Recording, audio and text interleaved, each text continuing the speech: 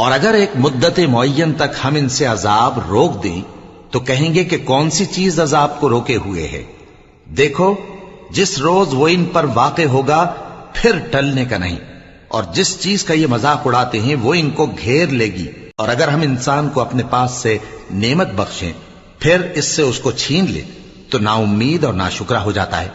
اور اگر تکلیف پہنچنے کے بعد آسائش کا مزہ چکھائیں تو خوش ہو کر کہتا ہے کہ سب سختیاں مجھ سے دور ہو گئیں۔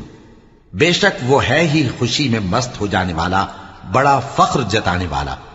ہاں، جنہوں نے صبر کیا اور عمل نیک کیے یہی ہیں جن کے لیے بخشش اور اجر عظیم ہے۔ تو شاید تم کچھ چیز وہی میں سے جو تمہارے پاس آتی ہے چھوڑ دو، اور اس خیال سے تمہارا دل تنگ ہو کہ کافر یہ کہنے لگیں کہ اس پر کوئی خزانہ کیوں نہیں نازل ہوا، یا اس کے ساتھ کوئی فرشتہ کیوں نہیں آیا۔